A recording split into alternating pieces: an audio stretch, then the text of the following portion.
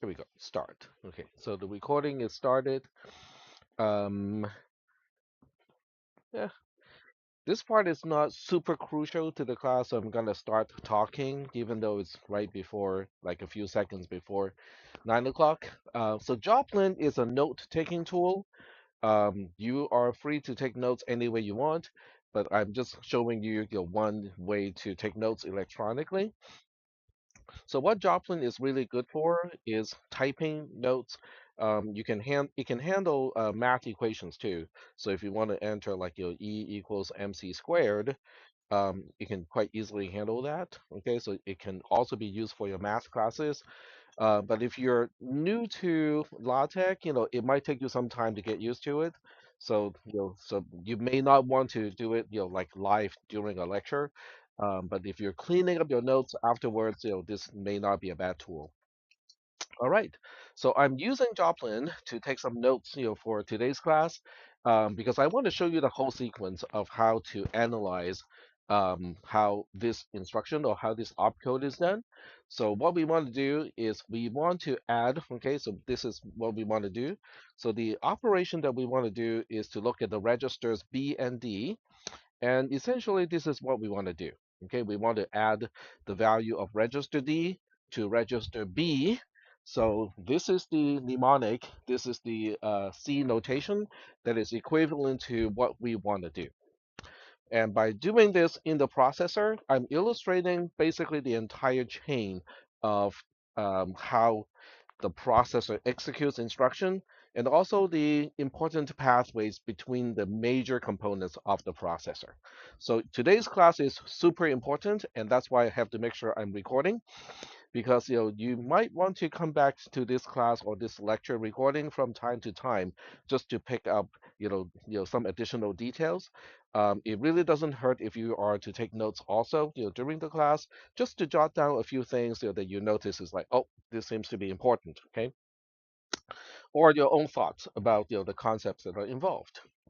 All right, so first thing first, okay, what do you mean by register B and register D? Okay, so that means that we are now going back to the processor. In the processor, there's a register bank. This is the register bank as a component itself. So there are a bunch of stuff inside, and then we can right click on a component. So right click on the component, go to view reg bank, and now we can see the detail inside the register bank. So inside the register bank, we can see the four registers. So let me use the selection tool. This is register A, this is register B, this is register C, and this is register D. And every register is corresponding to the concept of a register that we talked about last Thursday. Okay. So this is why it is really important for everybody to kind of keep up with the content of this class, because a lot of the concept that we talked about in the previous class is immediately used in the following class. So um, so I will just briefly go over what a register is and all the ports related to a register. This is the D port, which is how you specify the data to be remembered by a register. This is the Q port, which is the output of a register. So whatever the content of a register is presented to the output all the time. This is EN, or the enable. So when this is a zero, basically the register ignores everything else. Okay, so EN has to be a one if you want to change the content of the register. This is the clock. So the clock in this case needs to be a rising edge, because you can see the trigger is a rising edge. So that means the clock port needs to experience from a zero to a one, a transition, in order for the register to update its content right at the moment of the 0 to 1 transition. This is the reset pin, or the reset port, or clear port. When this port is a 1, the register resets to 0. So those are the things that we have already talked about when we talked about the SR latch and the various types of D flip-flops. So that's from last Thursday. All right. So what we'll do today is to say, okay, so we want to take whatever content register B has, and then we want to add the value of that is inside register D, and then the sum, we also want to store that back into register B. That is what we want to do. Are we good so far in terms of what we want to accomplish? Okay. So this is not very exciting because they're all zeros. So whether the operation had occurred or not, it really does not reflect. So we're going to put some random values in here. So in here, I'm going to put in the value of A5. So if you want to quote unquote inject a value into a register, all you have to do is to use the poking tool, which is this tool over here. Click on the content of the register and just type over in hexadecimal. So this has to be in base 16. So I'm gonna add, we'll pick, 8 E, okay, as the value of register D to add to the value of register B. So before we go any further, it might be helpful to carry out this addition just so that we know what we expect register B to end up with when the operation is done. Are we good so far? All right. Now I go back to Joplin, and I'm going to show you, the actual addition here. So this is basically what we call a text block inside Markdown. Basically, everything is using fixed size font in here, so it's easier to see what we are doing. So we have A5 plus, and then the other one is a 8E, and this is in hexadecimal in base 16. So we're going to do pretty much the same thing that we normally do. Okay, this is a 0, and we want to compute x, y, q, k, and s in this case, but in base 16. So now we're asking the first question is 5 plus e in hexadecimal. What is the single digit sum of 5 plus e? So you go like, oh, I don't even know what e is, right? Well, do we know what e is? Do you remember that table? Yes. Okay. So I gave you guys a table. Okay, I hope you still have that table of hexadecimal numbers or digits corresponding to 4-bit patterns, right? So E is corresponding to 1110 as a bit pattern. So that is representing what we know as 14. So 5 plus 14 in base 16 is going to exceed 16, or it's at least 16. So 5 plus 14 is 19 in base 10, and 19 is how many more than 16 itself? 3, right? So that means that we have a single digit sum of 3 over here, and then we also have a carry of 1 down here. Okay, so, oh, let me see. Come on, let me change this. Oh, because I'm using VI here. So we have a carry of 1 over here. 3 plus 0 is a 3. 8 plus 8 is 18, which means we have a single digit sum of 2, and then we have an overall carry of 1, and then the sum is going to be 3, 3 in hexadecimal.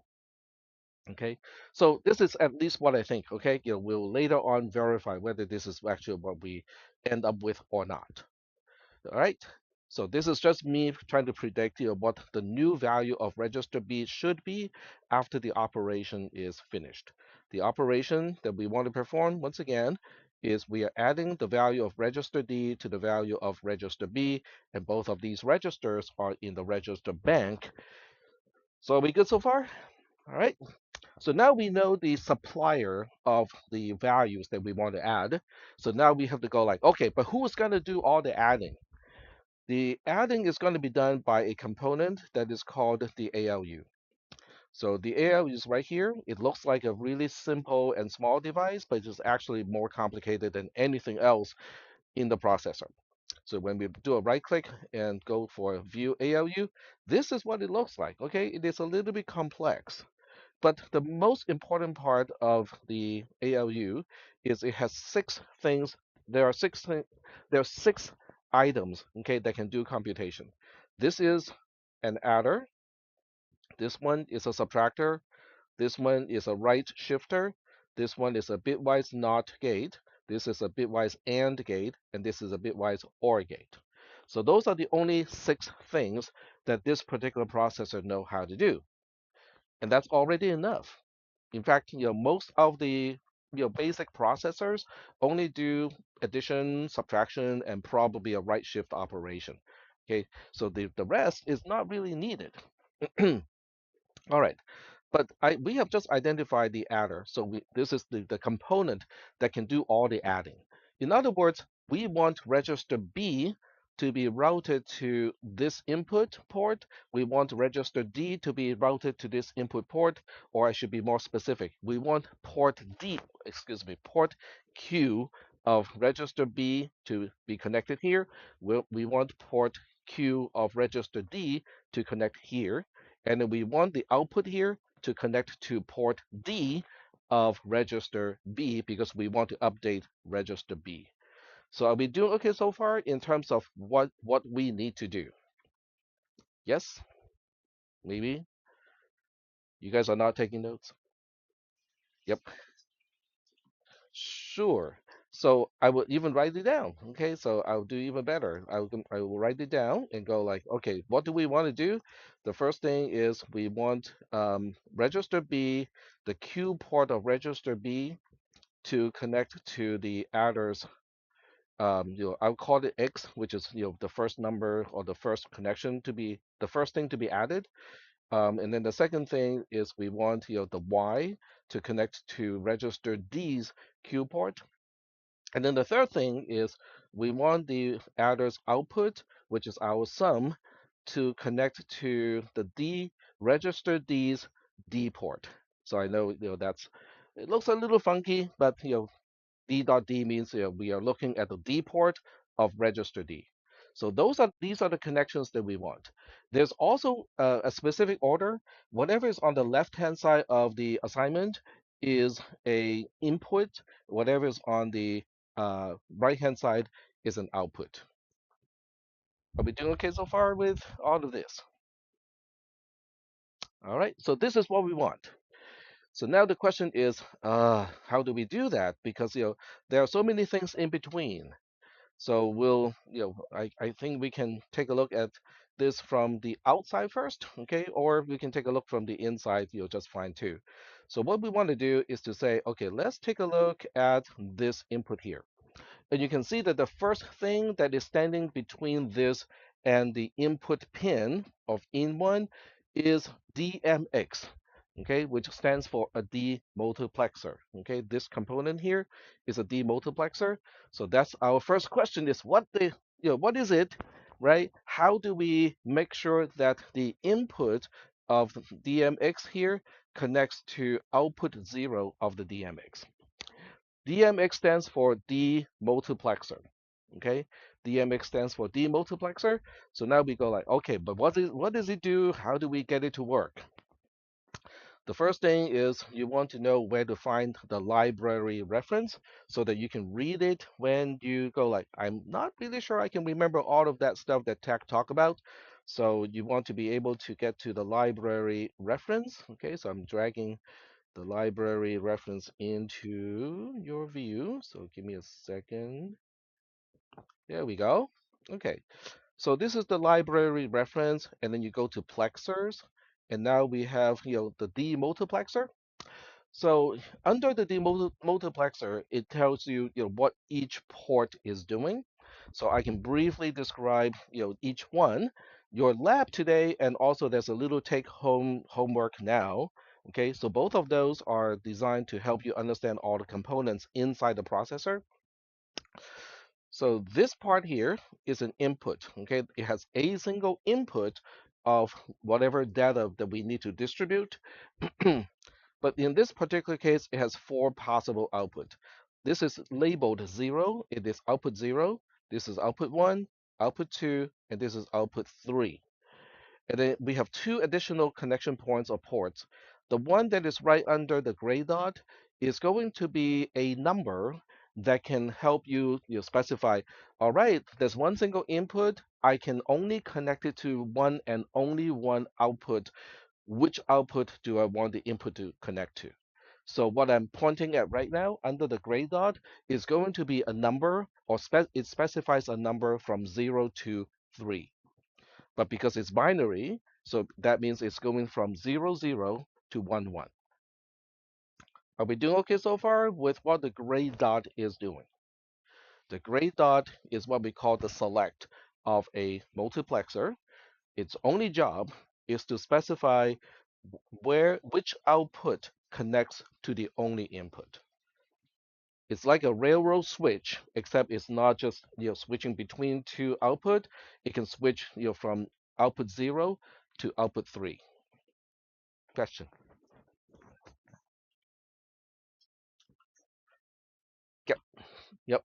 So it's essentially just a railroad switch. So you can basically go like here, here, here, or here. So which input, okay, which output connects to the input is determined by the connection to the gray dot. All right. Yes.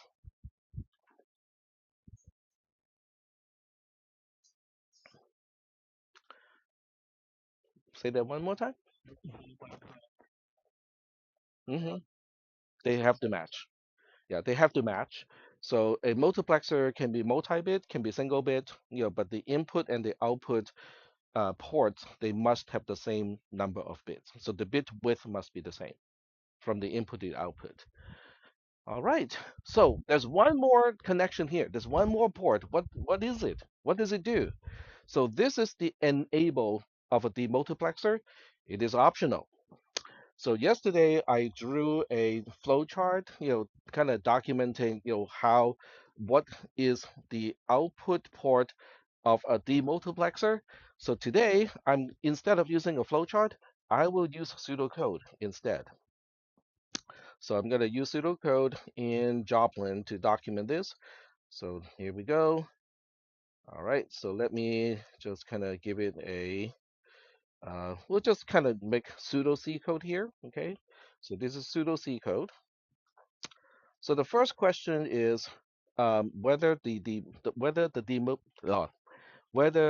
demultiplexer has an enable pin because it is optional. So when you create when you create a demultiplexer, you can specify whether there is an enable or not. So we're going to say demultiplexer has enable.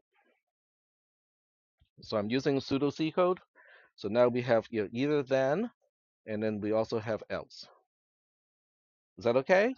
So let me go back to the diagram and show you what I mean by that. So if I go back to the diagram and I select this particular demultiplexer, you can see how it has include enable. That's what we are talking about. Does it have an enable pin? Is that okay? So whether it has one or not, that helps to determine, what the output is supposed to be. All right. So now we go back to Joplin. So after this, let's just say that it has an enable pin. Now, if it has an enable pin, then you can ask whether the enable pin has a 0 or not. So now we can say if DMX, okay, I'm just using DMX lowercase as a demultiplexer object. So every time we look at a demultiplexer object and we want to find out what a particular output is, we use this logic here. So now we go like, since it has an enable pin, now we can say, is the enable pin a 1 or a 0? Okay, so we can say, uh, I'm just going to use the usual 0 means false and non-zero means true. Okay, so if it has an enable and if it has enable, if it has an enable pin, and the enable pin is true or 1, then we have basically then we have two more cases. So now we have to say if um, the output port is selected. Okay, if the output port is selected, okay, selected. Let's see. Yeah, that'll be fine. Otherwise, it is not selected. Okay, so if it is selected and the demultiplexer is turned on, then the output port is going to have the same thing as the input port. So we could basically say output port equals to the input port, and we're done. Okay, whatever is in the input port is automatically reflected to that particular output port. So the question is, well, what if it is not selected? In other words, if you look at This particular demultiplexer, it has one, two, three, four, five, six, seven, eight. It has eight output ports. At any time, only one up to one of them is going to be selected. What happens to the other seven? Okay, so now we ask the question is, okay, what if it is not one of the selected ones? So in that case, we have to look at three state. Okay, so we have to now look at another property. So we have to now go for another conditional statement here, and now we have to ask if dmx dot three state, then we do it one way, otherwise we do it another way. So now the question is, what if three state is true? If three state is true, then the output port is going to be floating. And I'll explain what floating means. Otherwise, it is a zero. All right. So floating is not a float, okay? It is not a type. Floating is describing how a particular line or signal is driven or not, okay? If you think about a zero versus a one, okay, we look at one single bit as an output. A zero means there's an effort to push the voltage down. If it's a one, there's an effort to push the voltage high. Is that okay? So there's an effort in either case. If it's a zero or one, we are putting some effort into changing the voltage of that conductor, of that node. If it's floating, it's simply you're going like, I'm hands off, okay? I don't really want to change it either way. I'm just letting it go. I'm not going to specify what it should be. Does everybody understand, floating versus, zero? Because zero means I want to push everything down to a low voltage. Floating means I'm letting go. Is that okay? All right.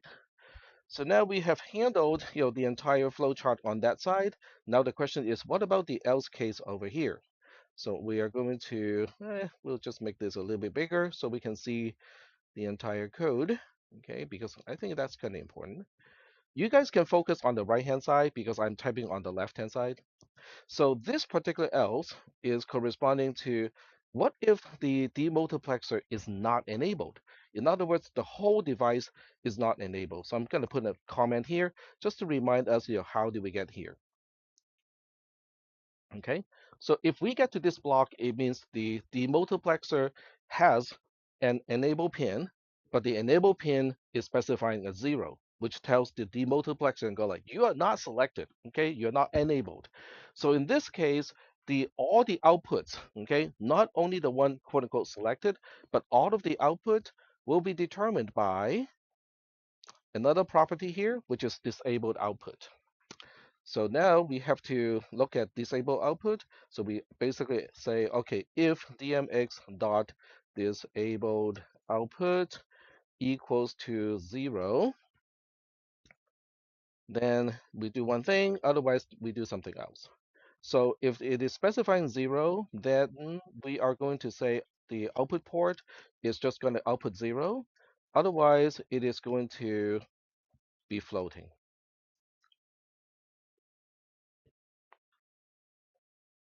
All right, I can save this file and kind of give it to all of you, at the end of the lecture. So if you want to save some time and not have to type the whole thing, I can just kind of give it to you. All right, so are we doing okay so far with all of this? Okay. Yep.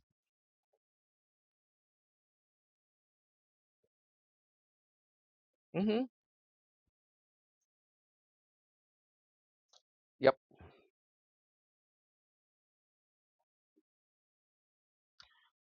Because the number of output is always a power of 2.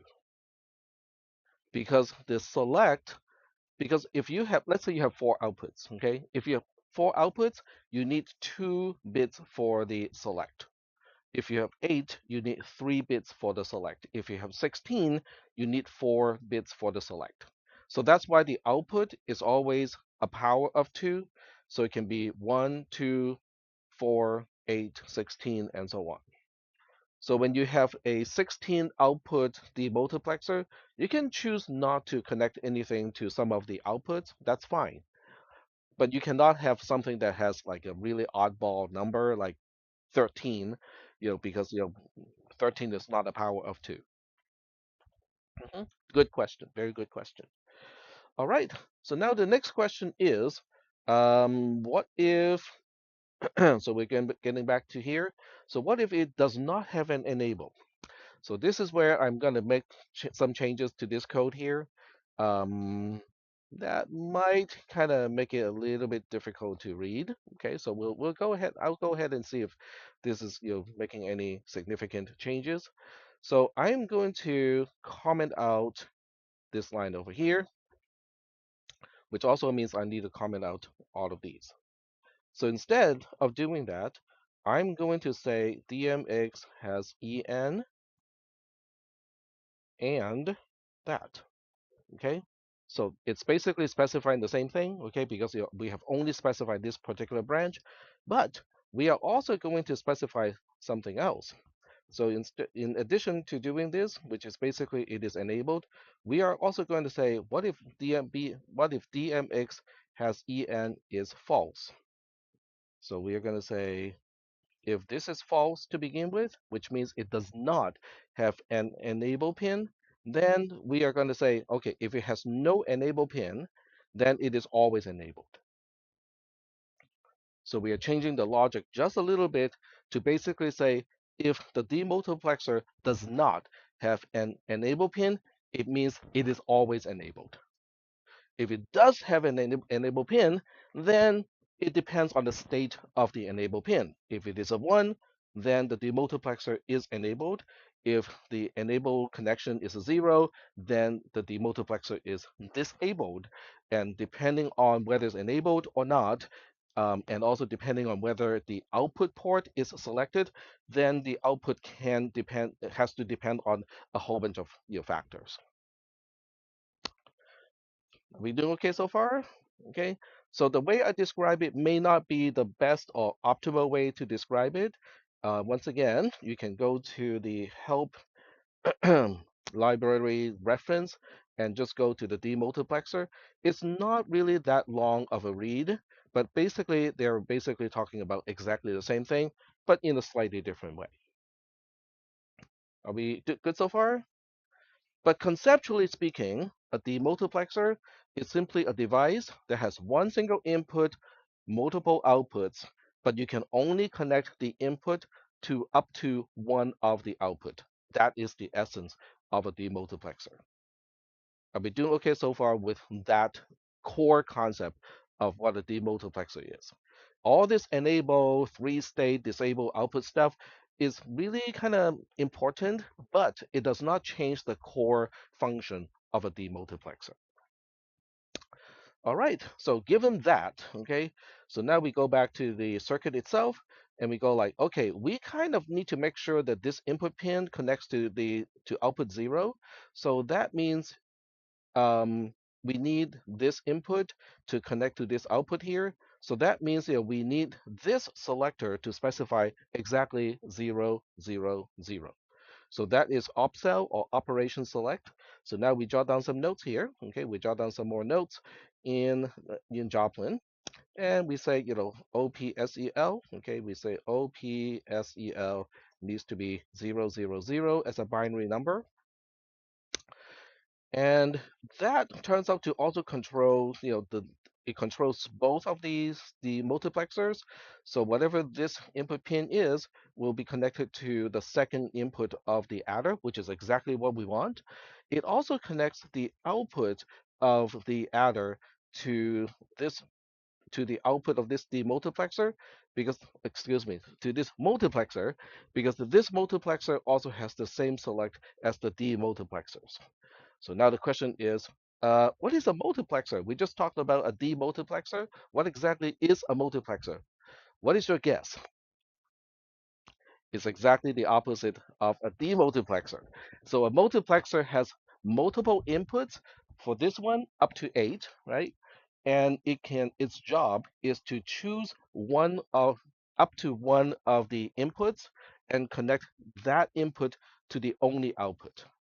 So it is basically the reverse of a demultiplexer because in a demultiplexer we have one input and we want that input to connect to up to one of the outputs.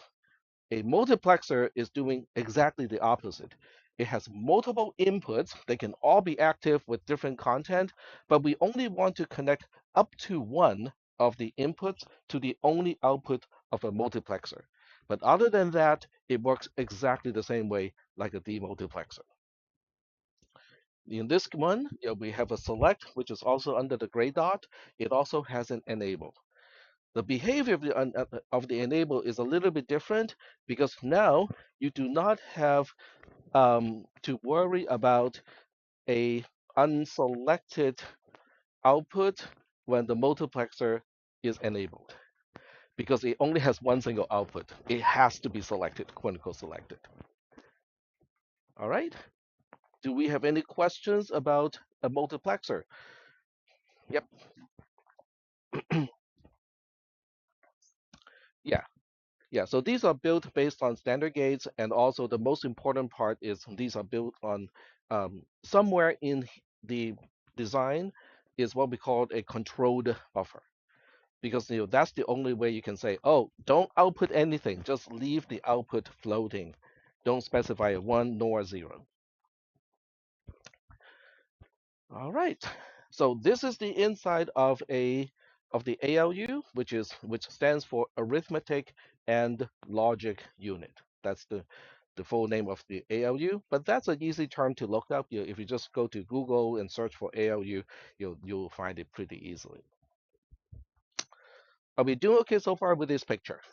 Okay. So that means, well, we just need to make sure that opcell is 000 to specify the adder and connect you the output of register B to in1, connect the output of register D to in2, and then connect the only output of the ALU back to the D port of register B so that we will be updating register B with the result of the adding. Are we good with that analysis? All right, cool. So we now go back to the main circuit here. So I'm going to take a short break from talking about the detail here. And instead, I want to point to some resources that are available to you, which may or may not be useful to you. So we'll go ahead and kind of switch back to the browser. Mm, Probably not this one. Okay, where is my... Okay, I have a quicker way to find it. Okay, TR, there we go. There we go. All right. So there are some resources here that you can use. Oh, I have not moved it. This is a good resource, okay? TTP as a PDF, okay? So you wonder what exactly is it? Well, exactly what the term implies. It is a PDF. So what about this PDF? Why is it, useful? So when you look at this PDF, it is exactly just a diagram of the processor. Okay, this is the main processor itself. This is the register bank, and this is the ALU. It all fits on one single sheet of paper. Okay, so how are you going to use this particular PDF on a piece of paper? I'll give you some ideas. Okay, print it out, or if you prefer to use a digital editor, that's fine too. Okay, but I'm just going to assume people want to print it out. So after you print it out, you can now annotate all of these things. So you can now use a pen, or use a post-it or something to kind of color this thing with a certain color, and then you document and go like, okay, that is our register bank. You color this one, and then you document and say that's our ALU. Okay, there are a few other components that are really kind of important, and we'll go through some of those today. So as I go through those components, those are the ones that you might want to highlight because otherwise the design is super busy, right? It has a lot of stuff in it. But when you count the components that are actually useful, there are six. seven, eight. There are eight components that are actually useful. The rest is just kind of like, oh, they're railroad switches. Their only jobs is for routing between the actually useful components. But when you look at the actual useful components, it's only about eight. Okay, so I would suggest all of you to know where those eight are, so it's easier for you to analyze, how the processor gets instructions implemented. Okay, so that's a little digression to kind of point out resources that are available to you. So getting back to this main diagram here, so that means I need this to somehow connect to the output of register B. I need this to somehow connect to the output of register D, and I need to somehow connect this to the input of register B. Okay, so you go like, oh man, that's kind of messy, right? So we go like, okay, so let's go back inside the register bank again to figure out, how we can interface registers inside the register bank to components that are outside of the register bank.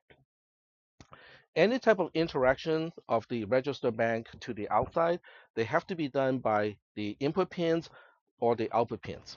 Okay, so now we look at the useful ones. Okay, there are some of these that are not really particularly useful. So these four output pins are useless. Okay, they are only here so that there's an easy way for me to look at the content of the registers from outside of the register bank. But other than for debugging purposes, these output pins are useless. So that means the only useful pins for input purposes would be this pin here. Okay, so this pin is what we need to specify the new content of a register, because when you track down this wire, you can see how it is multi-dropping into the D port of the registers. This is the only way to update the content or the value of a register. Is that okay? All right. So that means this pin needs to somehow connect to the output of the adder or the output of the ALU. Okay. So that's one. What about the output pins over here? So these two output pins are the only way to connect the output of the registers to components that are outside of the register bank. But you will say, but there are four registers inside the register bank, and there are only two output pins for the entire register bank. That is true. Okay, you can only select one of the four registers to connect to the first output pin, and the same for the second output pin. So this output has to choose from one of the four inputs, and the four inputs correspond to the output of register A, the output of register B, the output of register C, and also the output of register D. And the same way for the second output, even though there are two separate independent multiplexers. So what that means is the four registers that are inside the register bank, you have control independently to say, okay, I want out 0 to connect to register B, I want out 1 to connect to register D. You have freedom to do so. Is that okay? All right. And that's exactly what we want, because in order to finish the operation, yes, go ahead. hmm Yeah, that's just a symbolic name of the registers. Yeah, because we need a name for those. Okay, so if I wanted to, I could have called them, Ali, Jose, Jimmy, and Laura.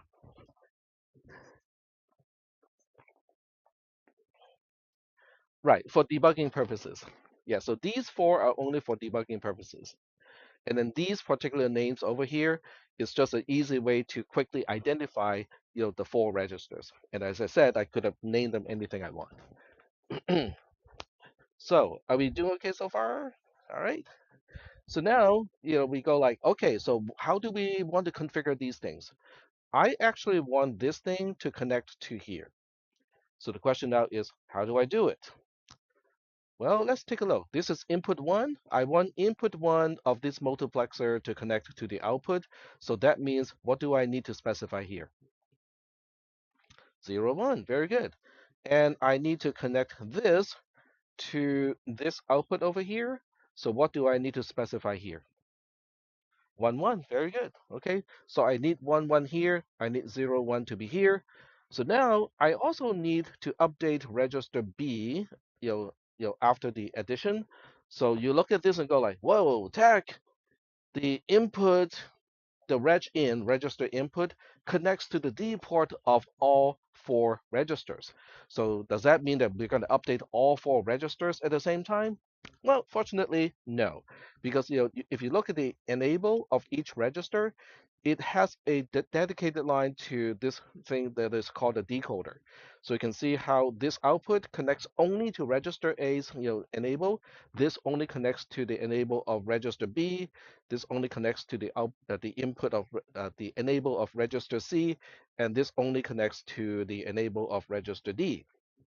So now the question is, what is this? Tack, you never talk about this thing over here. It is called a decoder. So now the question is, when you look at the shape of a decoder, what does it resemble?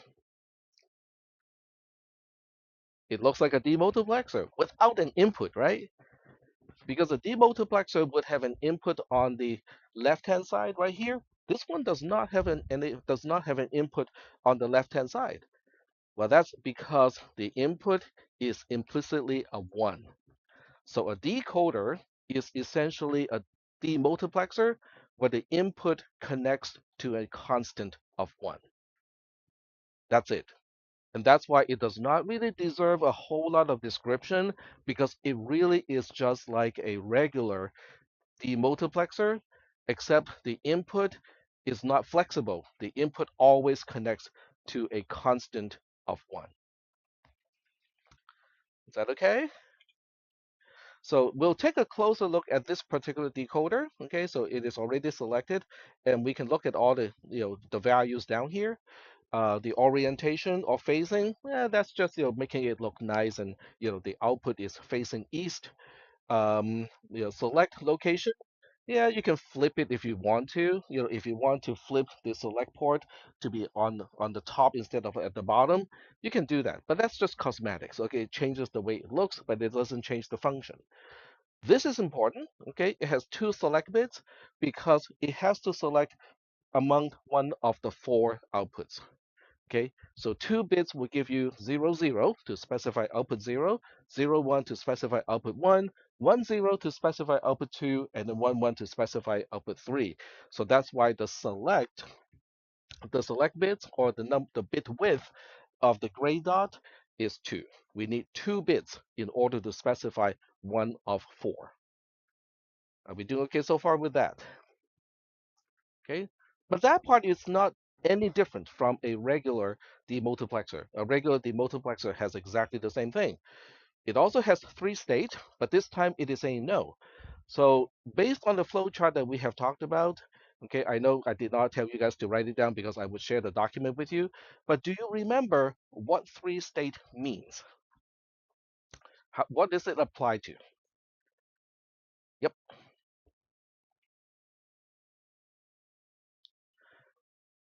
Okay, but when does it apply?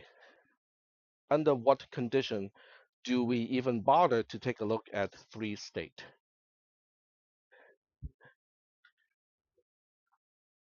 The output is float. It specifies whether the output should be floating or 0. That is correct.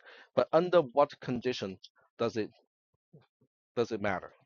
So I'll give you the answer because I told you guys not to write anything down, right? So 3-state applies only when one, the decoder has an enable pin. This one does have an enable pin, and on top of that, the uh, decoder is enabled. So we say it is enabled and it has an enable pin, but it only applies to um, outputs that are not selected. So if you have a particular port selected, that port is going to get a 1 for sure. But what about the other 3 that are not selected? Then you can select, I want them to be floating, which means they don't change the voltage at all to whatever they're connected to, or they can be 0. So if 3-state is a no, it means we output a 0. So in this case, it does output a 0 to the three that are not connected, that are not selected. The one that is selected is going to get a 1. Yep, because because they are connected to the enable pin of some register, and you don't want that to be floating. Because what happens when you have an input that is quote unquote floating is it can flip to a 1 when you turn on the microwave, and it will turn back to a 0 when you turn off the microwave, or when your cell phone rings next to it, it will go flip flop between 0 and 1. That may not be a good thing when your computer decides I'm going to change some random values depending on whether your phone is ringing next to it or not. Does that make sense? So we want three state to be off in this case so that we actually output a 0. So this way we are sure that other than the register that you want to change, nobody's going to change. For the three state, so it depends on where it connects to. So you can potentially have the output of a demultiplexer or a decoder to connect to. You can have multiple demultiplexers connecting to the same node. So in that case, you want to prevent a fight across the demultiplexers. So you want all of them to shut off except for one that can talk. So that's the three state mechanism is a way so that we can say, okay, all of you can potentially output, but only one of you should actually output at any particular time. All right. So disable output being a 0 means if the enable of the decoder is a 0 like it is now, then all of them should output zeros. Okay, so the key point here is we want the output each line to be either a 1 or a 0 at all times. We don't want it to float at all. All right. So if I want to update register B, how should I configure this decoder? First of all, I need it to be enabled. Two, I need these two bits to be 0, 1. Okay, we want those to be 0, 1. All right, very good.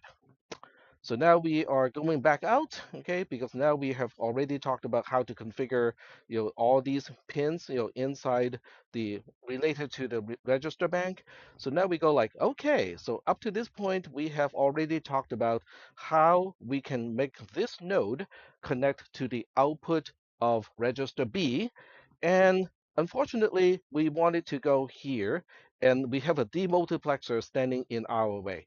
So how should we configure this particular demultiplexer? First of all, we probably want it to be enabled, right? And then after it is enabled, what do we want to specify as register output 0 demultiplexer? 0, 1. 0, 1 because this is output 1 of this demultiplexer. Are we doing okay? All right. What about the other output? What about this output here? We want this to eventually route to this into over here. Oh, but we have we have one demultiplexer and one multiplexer standing in between. So we'll handle that one at a time. So from the standpoint of this particular demultiplexer, which output should I select? So we have to go here. So we want to use output 1, right? So and because we want to use output 1 of this demultiplexer, we want register output 1 demux to be a 1. That is correct. So we want this to be a 1. So now we route this output to the output 1 of this demultiplexer, which only goes into a multiplexer. So now we have to say, what do we need to do with this multiplexer? We want the select, which is a little bit hard to see in this case, to be a 0 because this is actually input 0 of this multiplexer here. Okay, so we'll kind of dive into the details of how to control those zeros and ones, but at this point, we just want to figure out what multiplexers and demultiplexers are in the way and how we should configure everything so that we end up with the configuration that we want. Okay, so I'm going to take a step back to just kind of reiterate what we have done so far. What we have done so far is to identify quote unquote active components. What active components are we talking about? The two registers inside the register bank, those are active components because they provide the values that we need to operate on. And then we also have the adder that is inside the ALU that is also an active component because it is actually doing the computation. Those three are the only active components.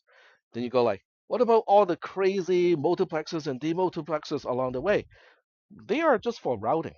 They're just going like, okay, I'm going to throw this switch this way, throw this switch this way, so that we establish the path between the active components the way that we need them. Is that okay? So this is why it is important to identify the key components, that are important because the multiplexers and demultiplexers are only needed. You only need to understand and know how they should be configured if they are along the way of what you need. If they're not along the way that you need, it's like you don't care. Either way is fine. Is that okay? All right. So now we go like, okay, so how does the computer get this done? Okay, we have just manually figured out all the ports. Okay, this one, this one, this one. Um, our register output zero select, register output one select. We have also specified ALUEN, the enable of the ALU, and also the select here, which is ALUOP, what operation do we want the ALU to perform. So now we have figured out all of those things. And now the question is, are we going to specify all the zeros and ones manually in order to get this done? Well, no, we are not going to do that. So the next part is to say, okay, so this part traces the way. Okay, let me take a step back. If this were not a Von architecture, the answer to the original question would be yes. Okay, you are gonna have to go like, oh, okay, this is a zero, this is a one, this is a zero, this is a one, blah blah blah, and so on, only to specify the paths that we have talked about. Okay, we want the output of register B to go to the first input of the adder.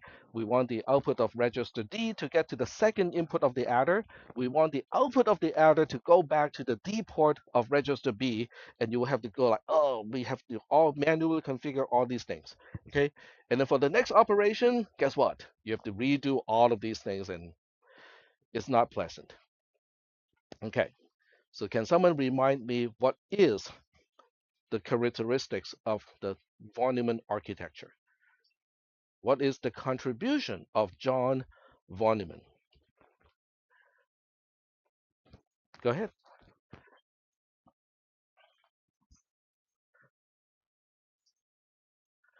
Aha. Okay. What exactly is an instruction?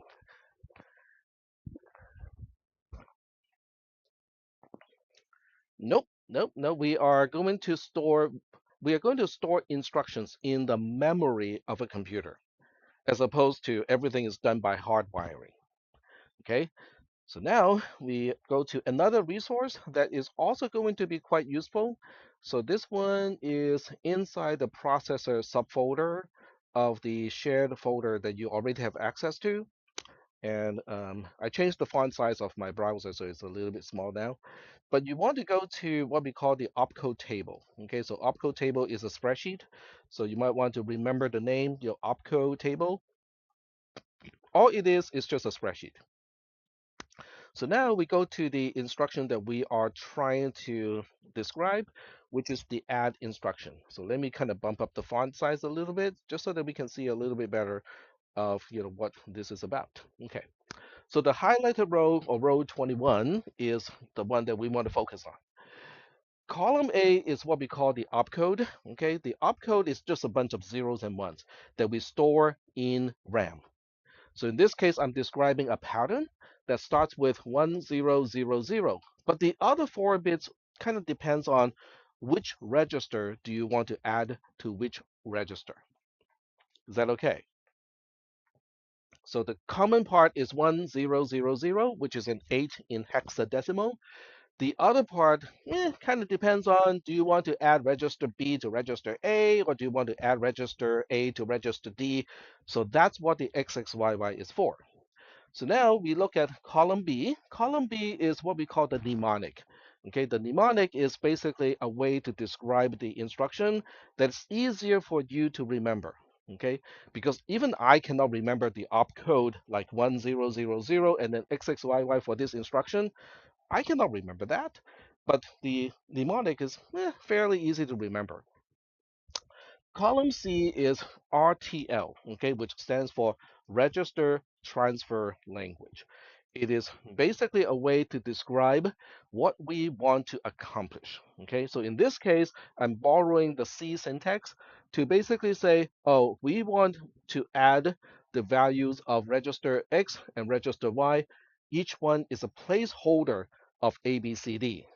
So X can be ABCD, Y can also be ABCD, but whatever the sum is, we want to store it back to whatever X is representing, which is basically what we are going to do, right? What we are doing is we want register X to be register B, we want register Y to be register D. Is that working out okay? All right, is there okay?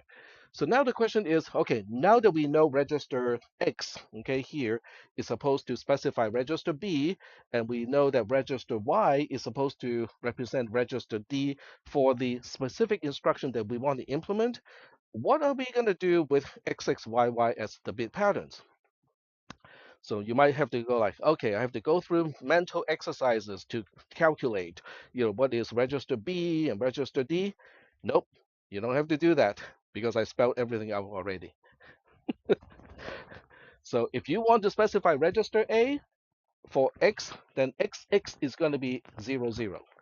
If you want to specify register D for Y, then YY is going to be 11. Is that okay? All right.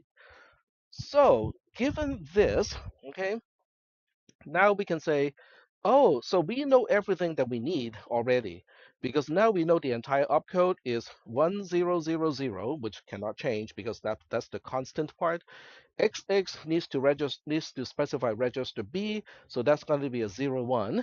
YY needs to specify register D, so that's going to be 11. So now we know that the entire opcode is 1000 0111. Are we doing okay so far with that? So let me just jot it down first because otherwise I won't remember that either. So let me just go ahead and jot down this and go like the opcode is in hexadecimal 87. Why is it 87? Because 1000 is 8 in hexadecimal, 0111 is 7 in hexadecimal. So in hexadecimal, it's just 87. Are we still doing okay so far? Yes? Okay. All right. So now this part connect this part connects to the concept of the von Neumann architecture directly. We go straight to the RAM of the processor, and then we just type in, once we highlight location 00, we basically just type in 87. We have one single opcode in this entire program that we're going to track. Is that okay? All right. So now we can actually start to execute this opcode just to see, are we actually going to add register D to register B and change register B to what we thought would be the sum? I think it's 3, 3, okay? So we can now check whether that is actually happening or not, okay? So how do we track down the execution of the program? Where do we start? I mean, look at all of these crazy components in this processor. I mean, where do we start the whole thing? So I'm telling you, there's actually a really good starting point. The starting point is this little component here. Let me zoom in so that we can focus on that, which also means this is a good candidate for something for you to highlight in the PDF. It is called the microcode pointer. Okay, the microcode pointer is a register. Okay, the shape does suggest that it is a register. The only thing special about the microcode pointer versus all of the other registers is this is the only one that is sensitive to a falling edge. It is not sensitive to a rising edge. It is only sensitive to a falling edge. Okay. All right, so we go like this. Okay, so we start with this. What are we going to do with it? Well, we look at the value of the microcode pointer. Okay, the microcode pointer says I have a content or value of 000 in hexadecimal. And then the next question is, okay, fine, microcode pointer, you have a value of 000. Who cares? So how do we know who cares about the value of the register called microcode pointer? How can you figure out? Okay, so let me ask you this question. Okay, I'll ask the question and you guys will try to answer the question.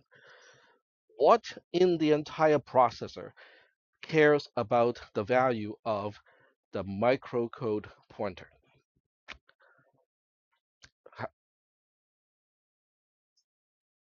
Exactly. Okay. So the output of the microcode pointer is over here, right?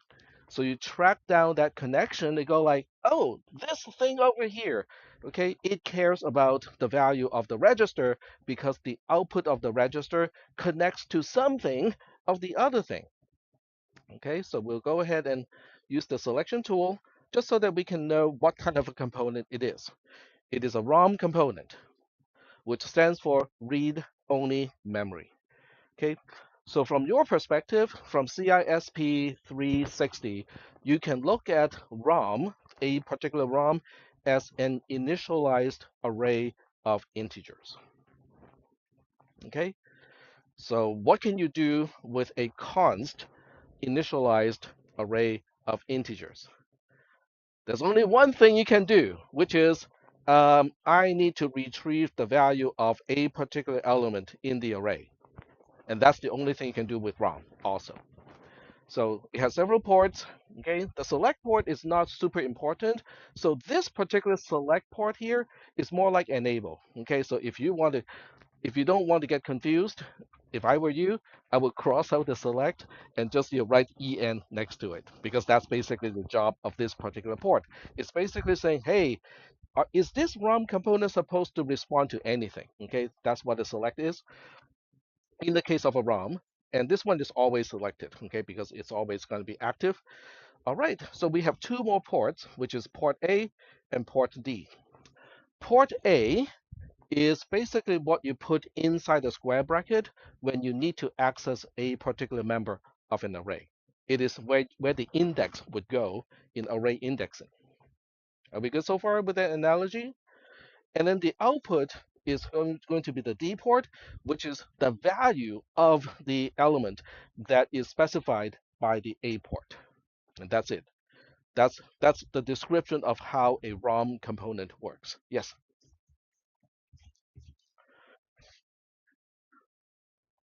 that is correct. The ROM has content that is basically quote unquote baked in the manufacturing process. So once the silicon is done, the content cannot change. So we still doing okay so far? Okay.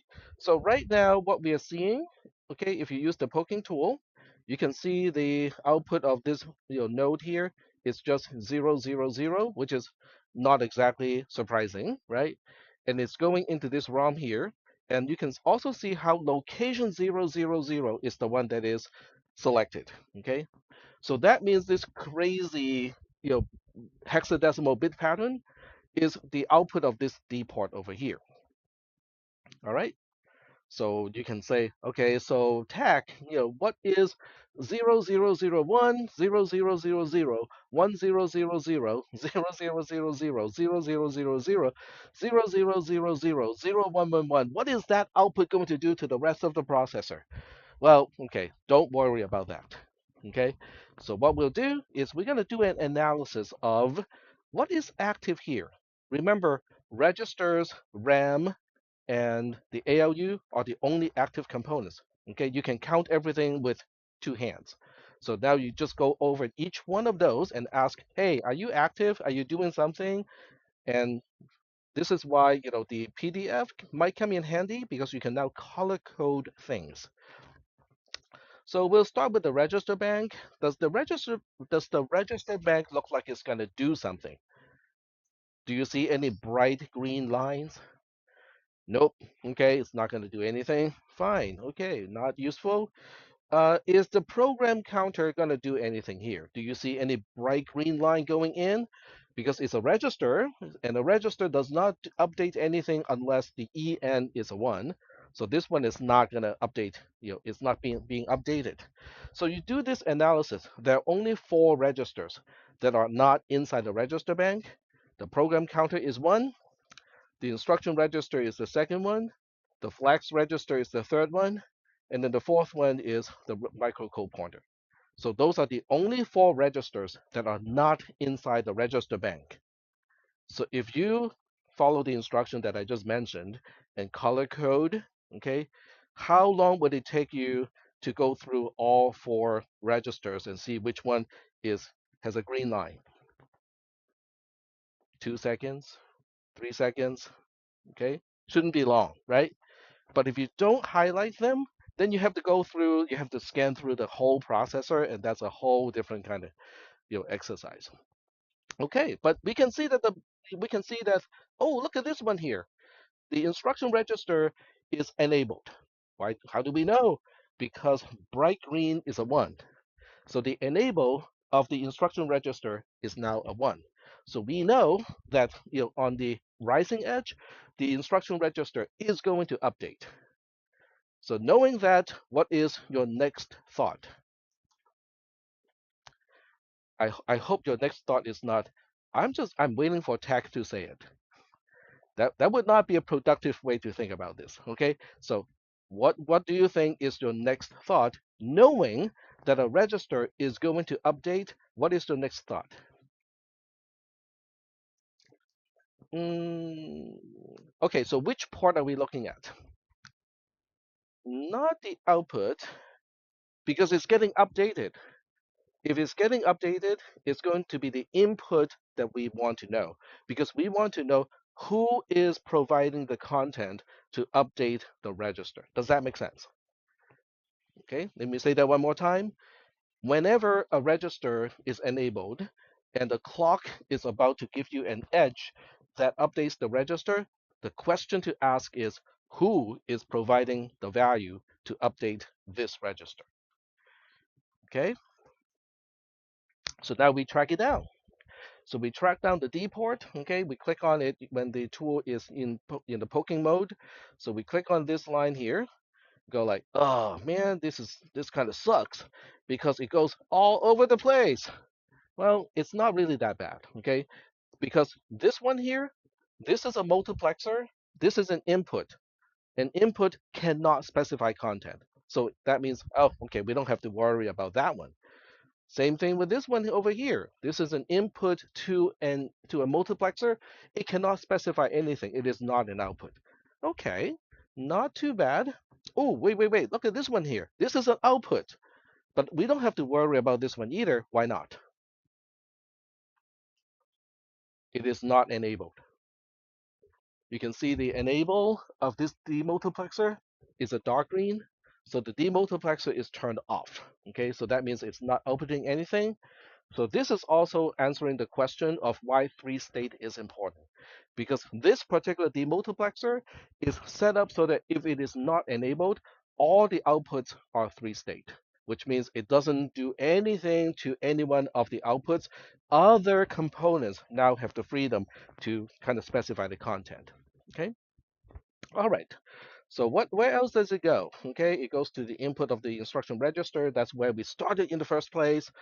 It goes to an output pin. Well, the port to an output pin is also serving as an input. So that doesn't really specify the content at all. So that means, oh, look at this. Okay, it is coming out of the D port of this component that we haven't talked about. So what do? We take a look at it, right? So now we take a look at this thing here. Okay, use the select tool. This is RAM. Okay, RAM stands for it is not a truck, it is not a brand, and what exactly is it? Random access memory. Okay, it is kind of like ROM except you can change the content. Okay, so you look at this RAM component here and ask, what is this RAM component doing? You look at all the ports. Now, the nice thing about LogiSim is you can actually just hover over a particular port and it tells you what it is. This is the address, just like with the ROM. So this RAM here has 8-bit for the address and 8-bit for the data width. So that means it has 256 locations because 2 to the power of 8 is 256. Okay, so it has 256 locations. Which location do you want to address? That is controlled by the A port. Okay, what about the other ports here? The select port here is basically, it's also called chip select, which is also kind of like the enable. Okay, so once again, I would probably just cross out the name SEL and change it to EN instead because it serves the job of EN. It has a clock here. Okay, so this clock is needed if you want to update RAM. If you want to update the content of a location in RAM, you need a rising edge at that clock line. This is load. When load is a 1, we are outputting the content from RAM to somewhere else, and now it is a 1. This is clear, which is basically the reset. Okay, so at the beginning, so when we click a reset button, which is this particular one, we can clear out the entire content of RAM all at once. Okay, which is not what we want to do right now. Okay, so what we know now is, oh, okay, so we are now configuring the RAM as if it is ROM. We are reading a location and the output is presented to the D port. All right. And RAM has its own documentation. So if you go back to the documentation here, you go to memory library, you go to RAM, and it talks about all the ports over here. Okay, so you might need to refer to this when you're doing quote unquote your homework, which is due before class on Thursday. Okay, all right. So now that we know we are reading from RAM and the D port connects to the instruction register, what would be the next question that you ask?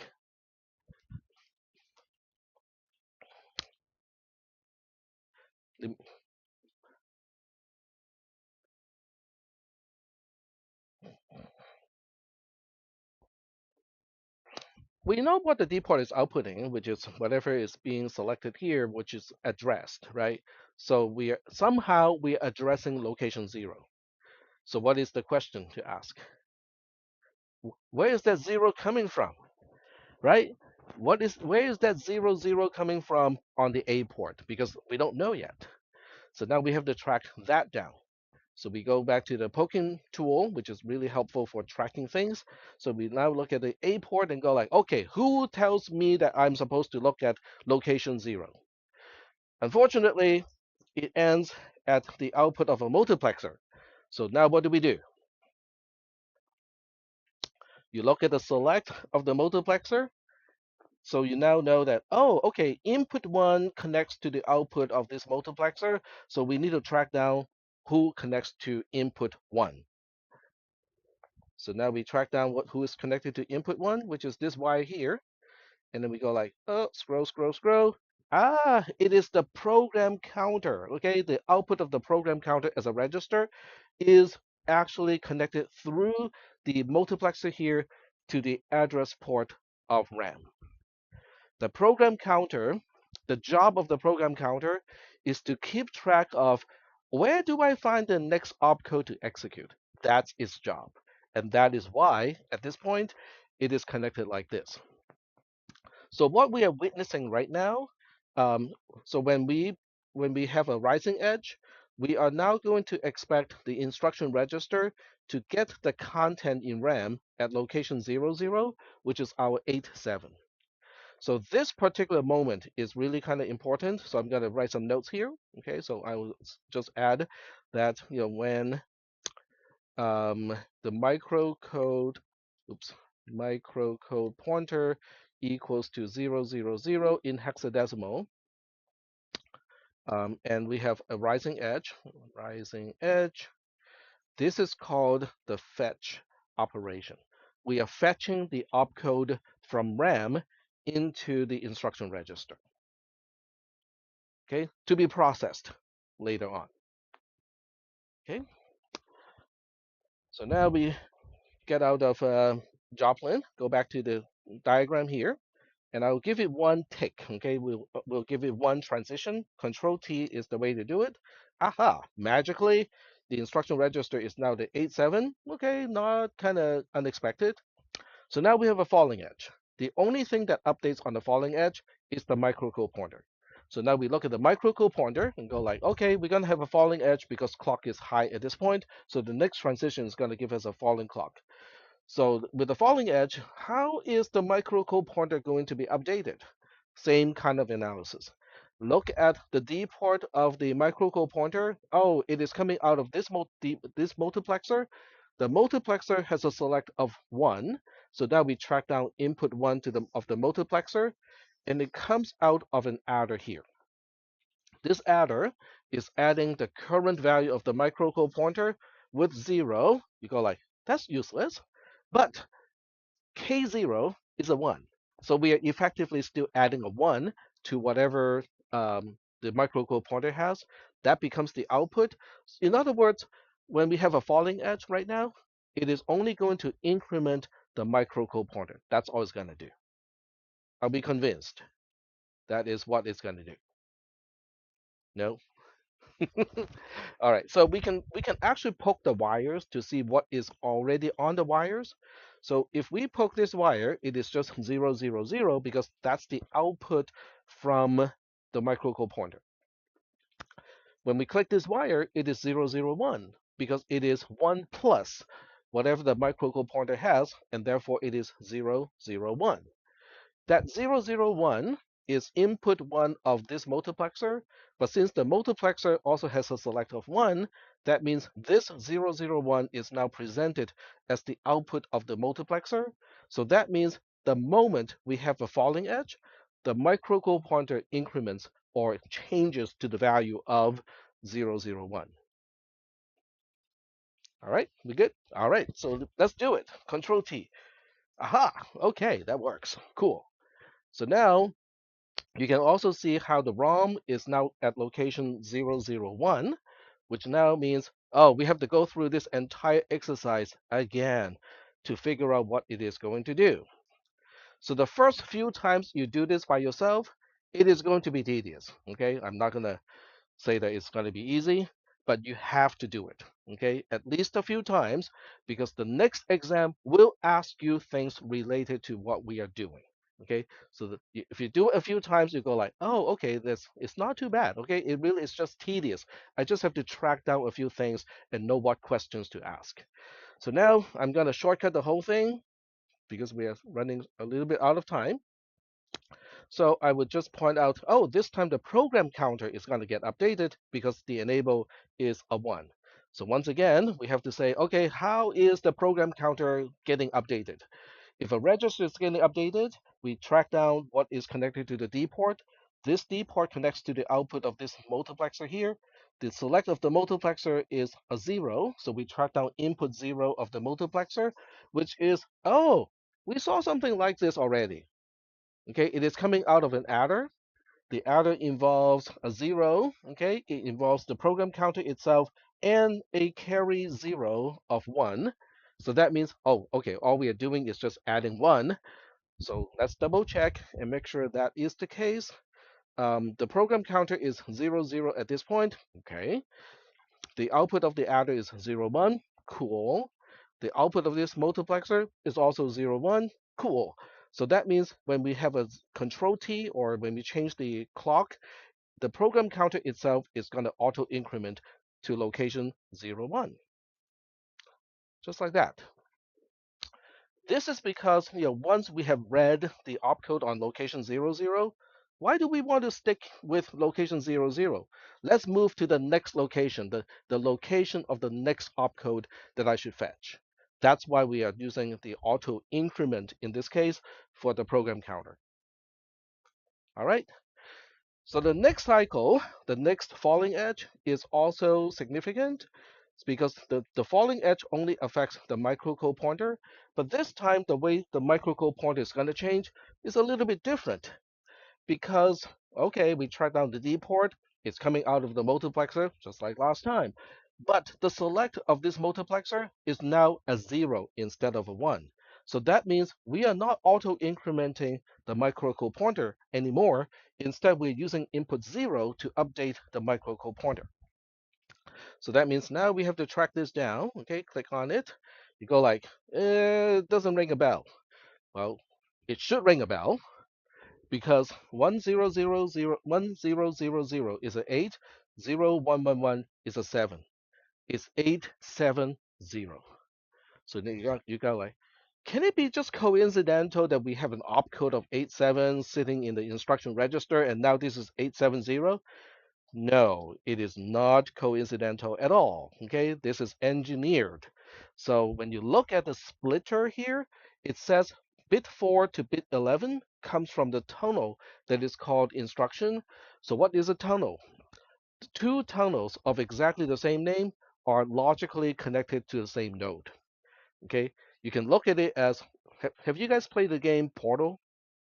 Yeah, that's basically what it is. It's a portal. Okay, so that means this tunnel called instruction is really physically connected to this tunnel over here, which is also called instruction, which is the output of the instruction register.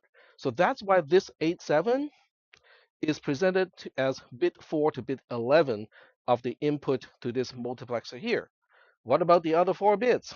Yeah, just constants, zeros. So that is why the output of the splitter is 870, which also means when I do a control T, the microcode pointer will update to 870. Okay, so this is also an important step. So I'm going to go with Joplin and basically say when the microcode pointer equals to 001 and we have a falling edge, this is called decode. We are decoding the opcode that we just fetched from memory in order to figure out, okay, what are we going to do with this opcode? So let's go back and take a look.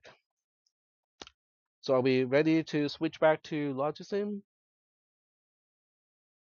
Okay, I see some of you are still writing, so we good? Okay, all right. So now we go back here and then we have a falling edge, Control T, and you go like, oh, look at that. Now we are at location 7870, which has its own crazy number of bits over here. Okay, so if you want to decode those hexadecimal numbers, feel free, but we are going to just go through the quick analysis that we usually do, okay, which is, well, let's go back up and look at the active components. So we look at the things that can be active. Ooh, look at this. That's bright green, meaning we're going to do something, right? So you also can just poke the wires and ask which register is being selected. That's not easy. That's okay. We can go into the register bank and take a closer look. So we are now selecting which register should be updated. It is 01, which means register B is going to be updated on the rising edge. So what are you going to ask next as a question?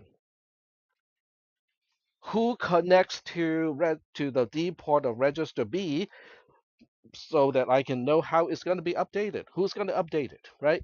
So now we go back up, okay, and we ask who connects here. We look at this multiplexer. The select is a bright green, which means input 1 is responsible. And you go look at, oh, okay, it's coming out of the ALU. So anything that's coming out of the ALU, you probably want to track down who's supplying in 1 and who's supplying in 2. So you click on in 1. Oh, it's going through this demultiplexer. This demultiplexer is turned on because our register output 0 enable is on. So the next question is, what is my select? My select is 01, which means this wire is connected to this wire over here. So now we go back into the register bank and say, okay, who is responsible to output 0, which is this wire here. So now you track this down. There's a multiplexer here. It is 01, which means input 1 of this multiplexer connects to the output. You go like, okay, where is it coming from? It's coming from the output of register B itself. So now we have established that register B's output goes to in 1 of the ALU. Okay, so we're going to do the same thing with the other input to the ALU. Oh, double click here. So now we look at this Y over here, okay, and we ask, okay, who connects here? We have a multiplexer here. The select of this multiplexer is 0, so that means we have to track down input 0, which is the output of a demultiplexer. This demultiplexer does not have an enable, which means it's always enabled, but the select is a bright green, which is a 1. So that means this, in fact, is the output connected to the input. Oh, this is coming out of output 1 of the register bank. Look into the register bank. You say, okay, who connects to here? You go like, it's going through this multiplexer here. This multiplexer says, let's select input 1, 1 to connect to the output. That's input 3, which is this Y over here. Ah, it connects to the output of register D. So what we have established now is, haven't we talked about this for the past entire hour or so? Yes. Okay. But there's one more thing, okay? What are we doing inside the ALU? We just know how things are routed to the ALU itself, but what about things inside the ALU? So we look into the ALU, and then we ask, where is this input 1 connected to? It's going through this demultiplexer. This demultiplexer has a select of 0, 0, 0, which means this input goes to this output over here, to the first input of the adder. What about in 2? It's going through another demultiplexer, but it has the same select. So that means it's going to output 0 as well to go to the second input of the adder. Do you go like, okay, are we actually using the result of the adding? Okay, let's track it down. This output goes to this multiplexer, which is enabled, but it also has a select of 0, 0, 0. So that means this input of this multiplexer connects to the output over here, which is the output of the ALU. So this confirms that, yes, we have established all the routes so that we are connecting the current value of register B to the first input of the adder. We're connecting the current value of register D to the second input of the adder. We're connecting the output of the adder, which is the sum, to the input of register B. All we are waiting for is a rising edge to update register B. Okay, so let's go ahead and finish this whole journey. If you're not getting this the first time, you are normal. So that means you might need to watch this slowly, with a lot of pausing in between, and then jot down some notes along the way. So now we go back here and we say, okay, the first thing we want to check is, do we have the right number here? What is that? That's not 3, 3? Oh, or is it 3, 3? It is 3, 3. Okay, in hexadecimal, it is 3, 3 because 0011 is a 3, 0011 is also a 3. So all we are waiting now is a rising edge. Okay, so do you guys want to finish this whole thing with a single rising edge? All right, Control T. Woohoo! Done. That is how instructions execute. That is how an instruction is using the ROM to establish all the switches so that we have the correct routing between the important active components of the processor. Yep,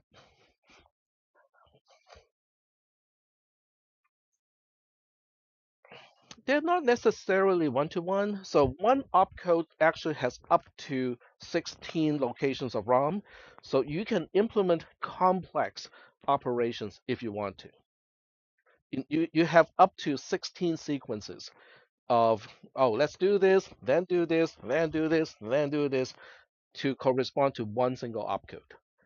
But the processor as it is now only has single microcode opcodes, so everything can be done within one single microcode. But the option or the flexibility is there to handle more complex opcodes. All right.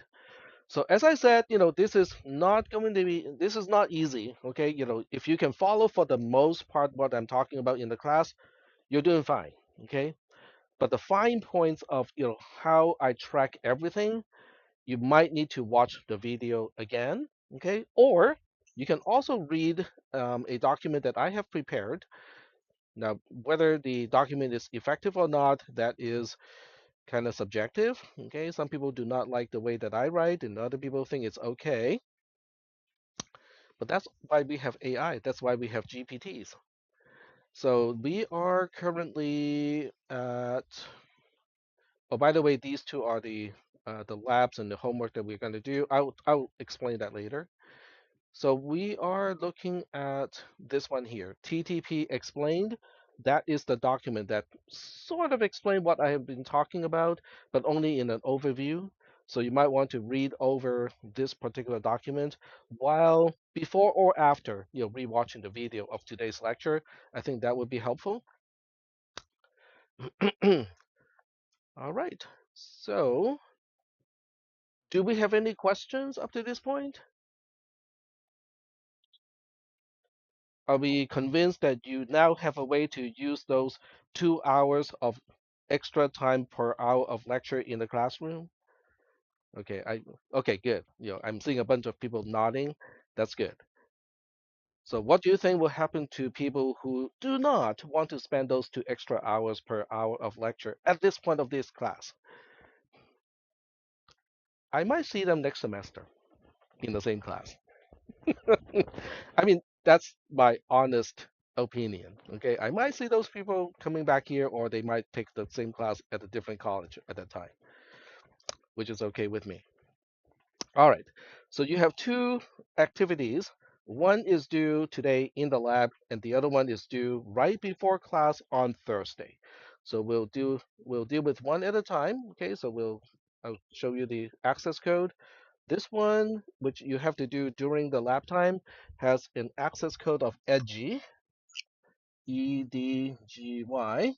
So this is for the lab. For the homework, I think it's just TTP in lowercase, but I'll double check.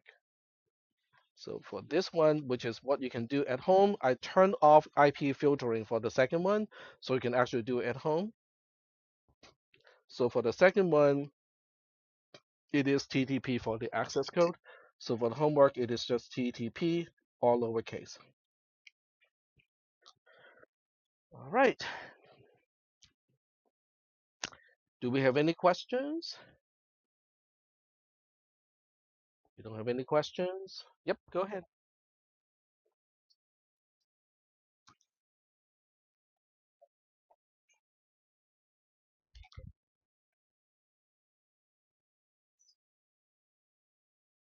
That is correct. Recursion handles, recursion allows an algorithm to be more elegant. So as a result, you're saving instructions, but you're using stack space in return. So whether that's a reasonable trade or not really depends on what resources are available. But we are only going to use 256 bytes of RAM for all the algorithms that we're going to write in this class, which I think is really a lot of fun because it is kind of like, okay, what can you possibly do with 256 locations? And that's including the space that you need for your local variables and the stack and all the other stuff. As it turns out, it's quite a bit. We can set up a static binary search tree and be able to traverse the search tree within 256 bytes. So that's correct. So the essence of the, about 2 weeks from today, the focus is not for you guys to come up with the algorithm. So I will give you the C code. Your job is to translate that C code into assembly code. And that's basically all you guys will be doing. So you don't have to worry about coming up with the actual recursive algorithm. I will give it to you in C code that is fully debugged, and it will even run if you compile that with GCC. But your job is to convert that C code into assembly code. And the compiler won't help you because my processor is so odd that no compiler would target TTP as a backend. All right, so I am going to stop the recorder and get it uploaded. I think